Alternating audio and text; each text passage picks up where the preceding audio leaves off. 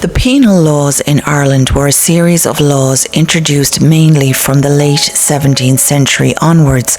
They were designed primarily to strengthen Protestant political and religious control in Ireland and to restrict the political, economic and religious power of the Catholic population. Some of the laws also affected Protestant dissenters, particularly Presbyterians. Following the Williamite War and the defeat of the Jacobite cause, legislation introduced from 1695 onwards became especially important. The laws covered many areas of life, including religion, education, property, inheritance, political participation and employment. One of the most comprehensive measures was the 1704 Popery Act, officially an act to prevent the further growth of popery. It dealt with matters including land, inheritance, education, guardianship, voting and religious conversion. One of the most serious aspects of the penal laws concerned Catholic ownership of land. Land was extremely important because it represented not only wealth but also social position and political influence. Much Catholic-owned land had already been lost through the wars, plantations and confiscations of the 17th century. By about 1703, Catholics held only a relatively small proportion of Irish land. The penal laws then made it extremely difficult for Catholics to rebuild their position as landowners. Under the 1704 legislation, Catholics were generally prevented from purchasing new landed property and were restricted to leases of no more than 31 years under certain rental conditions. Catholics were also prevented in certain circumstances from inheriting Protestant-owned land unless they converted to that religion. Therefore, the laws were designed not simply to regulate property, but to prevent the recovery of Catholic economic and political power. The laws also interfered directly with inheritance within Catholic families. Traditionally, an estate could be passed mainly to an eldest son, helping to keep a family's property together. Under the penal system, however, the 1704 Popery Act introduced a form of gavelkind for Catholic landowners. If the sons remained Catholic, the property was generally divided equally among them, rather than passing intact to the eldest son. If there were no sons, similar provisions could divide the estate among daughters or other relatives. Over generations, this could fragment an estate into increasingly smaller holdings. At the same time, the legislation created a powerful incentive for conversion. An eldest son who became Protestant could gain considerable advantages concerning the family estate. These measures placed pressure on Catholic landowning families to choose between maintaining their religion and protecting their property. Catholics did sometimes find legal loopholes and arrangements involving Protestant relatives or associates to preserve estates, so enforcements and effects varied from family to family. Nevertheless, historians regard the restrictions on land as one of the most significant economic and political aspects of the penal system. Education was another area greatly affected by the penal laws, and this also had consequences for Irish culture and language. The 1695 Act to restrain foreign education prohibited Catholics from sending children abroad for Catholic education and restricted Catholics from operating schools or teaching children, with limited exceptions.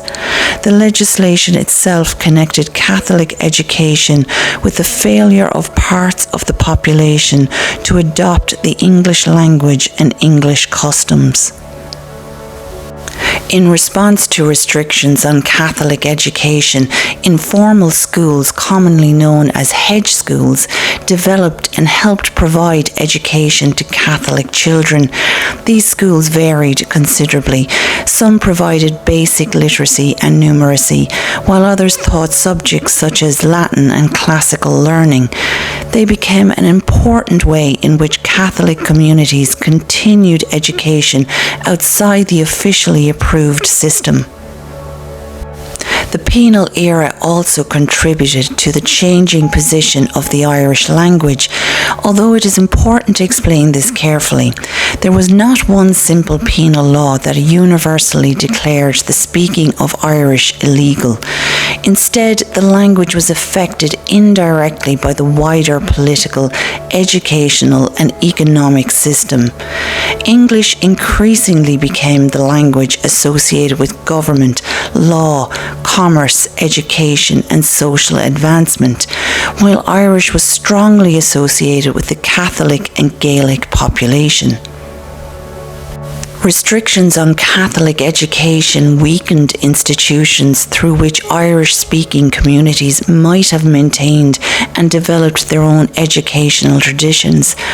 At the same time, the decline of the old Gaelic political and landowning elite meant that poets, scholars, and other members of the Gaelic learned tradition lost much of the patronage that had supported Irish language culture. During the penal period, English therefore became increasingly dominant in public and civil life, while Gaelic culture became less visible in official institutions, even though Irish remained widely spoken in everyday life. The effect on the Irish language was therefore part of a much longer process of language decline, rather than something caused by the penal laws alone. Political conquest, the loss of Gaelic landowners, the increasing economic importance of English, later changes to the education system, poverty, emigration, and the devastating effects of the Great Famine of the 1840s all contributed to the decline of Irish. Many Irish-speaking areas were among the poorer parts of the country, and English increasingly offered greater opportunities for employment, trade, and immigration.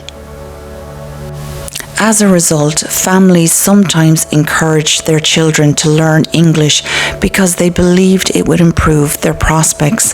This makes the linguistic legacy of the penal period especially significant. The laws formed part of a wider historical environment in which English was associated with official power and advancement, while Irish increasingly survived outside the most powerful institutions of society. The language nevertheless survived, particularly in communities that maintained strong oral traditions, storytelling, poetry, songs, and local customs. The penal laws also had major political and social consequences. By limiting Catholic participation in political institutions and restricting the rights of Catholic landowners, the system helped create a society in which political and economic power was concentrated among the Protestant population, particularly the Protestant landowning elite, often described as the Protestant ascendancy. At the same time, the laws were not always enforced consistently, and Catholics sometimes found legal and informal methods of avoiding them. From the late 18th century, many restrictions began to be removed through the Catholic Relief Acts. Important land restrictions were relaxed in 1778, while further restrictions concerning Catholic worship and education were removed in 1782. This gradual process eventually led to Catholic emancipation in 1829, associated particularly with Daniel O'Connell, which removed major remaining political restrictions and allowed Catholics to sit in Parliament. However, removing the laws did not immediately undo the social and economic inequalities that had developed over generations. The effects of this history can still be seen in Ireland today. Although modern Irish people obviously do not live under the penal law themselves, their legacy is important in understanding Ireland's historical relationship with religion, land, political power, education, and cultural identity. Memories of religious discrimination became part of the historical experience of Irish Catholic communities, while the loss of Catholic land ownership contributed to later tensions surrounding landlords, tenants, and ownership of Irish land. Similarly, the weakened position of the Irish language became an important issue for later cultural and nationalist movements. In the 19th and 20th centuries, organisations and individuals seeking to revive Irish increasingly viewed the language as an important expression of a distinct Irish identity. Today, Irish is recognised as the first official language of the Republic of Ireland and is taught in schools, and remains a living community language, particularly in Gaeltacht areas. However, English is the everyday language of most people in Ireland. The modern position of Irish cannot be blamed entirely on penal laws, but the political, economic, and educational inequalities of the penal era formed an important part of the long historical process that weakened Gaelic culture and contributed to the dominance of English. Overall, the penal laws had a profound influence on the development of Irish society. Their restrictions on land ownership made it extremely difficult for the Catholic population to recover economic and political power, while inheritance rules could fragment Catholic estates and create incentives for religious conversion. Restrictions on Catholic education, together with the wider dominance of English-speaking political and economic institutions, also contributed to an environment in which the Irish language and Gaelic culture lost status and institutional support. Their legacy therefore went beyond religion alone. It affected questions of wealth, property, education, language, and identity. Studying the penal laws today helps explain why issues such as religious equality, land ownership, cultural independence, and the preservation of the Irish language became so important in later Irish history. Although Ireland today is a very different society, the experience of the penal era remains an important part of understanding how historical inequalities can continue to influence a country's culture and identity long after the laws themselves have disappeared. Thank you for watching, and please stay tuned for the next episode of History in the Making.